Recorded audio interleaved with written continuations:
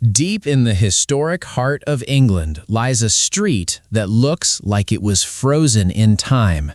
York is one of those rare places where every stone, every timber frame, and every crooked alley seems to whisper something from the past. And right in the center of it all stands a narrow, winding lane that tourists often describe as magical, charming, and even straight out of a fantasy film. But this place was never meant to be a fairy tale. This is the story of the Shambles, a street that looks picturesque today but hides a history built on blood, survival, disease, and centuries of forgotten human struggle. And once you understand what really happened here, you will never see it the same way again. To understand this street, we need to go back nearly 1,000 years. The earliest records of this area appear in one of the most important documents in English history, the Domesday Survey of 1086. At that time, this wasn't a tourist attraction or a romantic medieval lane. It was a working industrial zone. But not industry as we know it today. This was a world where life and death happened side by side, out in the open. By the medieval period, this street had become the center of butcher activity in the city.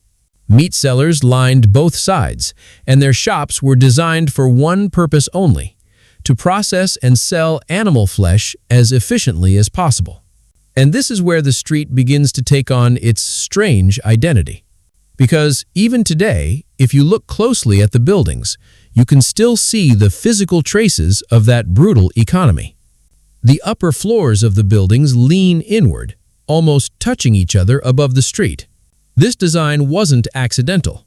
It created more space for storage upstairs, while leaving the ground floor open for trade. But it also created something darker, a permanent shadow over the street below. Walking through the Shambles today feels like stepping into a tunnel of wood and stone.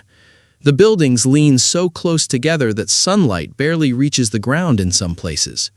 But in medieval times, this wasn't about aesthetics, it was about function. Butchers needed hooks, shelves, and display areas. Meat was hung outside, exposed to the air. Customers could see what they were buying directly from the street. Iron hooks once lined the wooden beams above, holding cuts of meat in full view of passers-by. And beneath those hooks were wooden boards where goods were placed for sale. The very name Shambles is believed to come from an old word meaning flesh shelves, a direct reference to the butcher stalls that once dominated this street. Imagine walking here hundreds of years ago.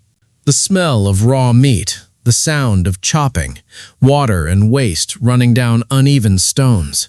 This was not a place of beauty, it was a place of survival. And every building you see today still carries faint echoes of that world.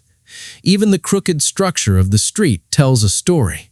The upper floors lean forward, almost collapsing into each other, supported by medieval timber frames that have survived wars, fires, and centuries of change. Butchers did not just sell meat here, they processed it on site. That means animals were brought into the back of these buildings, slaughtered, and prepared for sale in the same place where families lived above. Waste disposal systems were almost non-existent by modern standards. Blood, water, and animal remains were often washed directly into the central channel of the street, a narrow stone gutter that ran between both sides of the lane. This channel was designed to carry waste away, but in reality, it became something much worse. It became a constant flow of contamination. In rainy weather, everything mixed together and moved down the street like a slow-moving stream of waste. For modern visitors, it's just a decorative feature in the cobblestones. But centuries ago, it was a daily reminder of how closely life and death existed in the same space. Families lived upstairs above these shops. Children played in the same buildings where animals were slaughtered. Entire generations grew up surrounded by the smell of livestock and the reality of survival trade. There was no separation between home and industry. There was only the street. As the population grew, conditions became more dangerous.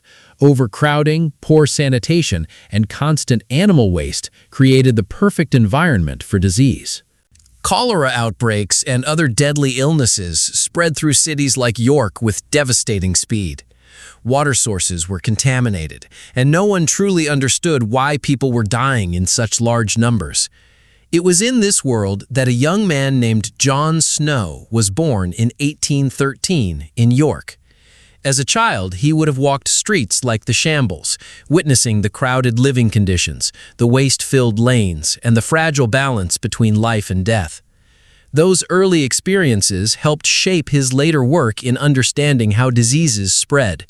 He would eventually become one of the most important figures in medical history by proving that cholera was transmitted through contaminated water, not bad air, as many believed at the time. And while his discoveries were made later in London, the environment of cities like York played a role in shaping the questions he sought to answer. Streets like this were not just historical landmarks, they were classrooms of survival and suffering. But the Shambles is not only a story of trade and disease, it is also tied to one of the most turbulent religious periods in English history. Just a short distance away, a child was born who would later become one of the most infamous figures in British history, Guy Fawkes. During the Elizabethan era, religious conflict divided the country. Catholics and Protestants lived under constant tension, and suspicion often turned into violence. In the middle of this world lived a woman named Margaret Clitheroe, who lived and worked near this very street with her butcher husband. She converted to Catholicism and secretly sheltered priests at a time when doing so was considered treason. Her home became a hidden place of worship and eventually a target. When authorities discovered her actions, she was arrested and brought to trial. She refused to plead guilty or innocent in order to protect her children from being forced to testify. Her punishment was one of the most brutal methods of execution used at the time, pressing under heavy weight. Her story is still remembered in York today as a symbol of faith, resistance, and unimaginable sacrifice. And it adds another layer to this street's history, not just economic and medical suffering, but also religious persecution. Today, the Shambles is one of the most visited streets in England. Tourists come for its beauty, its charm, and its connection to medieval fantasy culture. Many associate it with fictional worlds, thinking it inspired magical settings in modern storytelling. But behind the polished shops and souvenir stores lies something far older and heavier. This street was built through centuries of trade, survival, suffering, and change.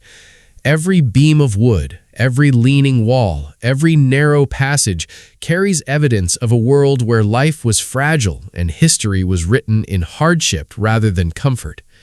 What makes the Shambles so powerful is not just how it looks today, but what it has survived. Fires, disease, religious conflict, industrial change, and centuries of human struggle have all passed through this single narrow lane, and yet it still stands. When you walk through the Shambles today, it's easy to see beauty. But if you look closer, beyond the timber frames and charming streets, you begin to notice something else.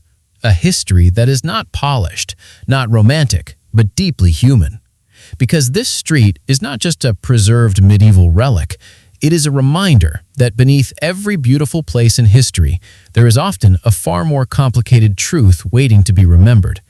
And in York, that truth still walks beside you every time you take a step down its oldest street.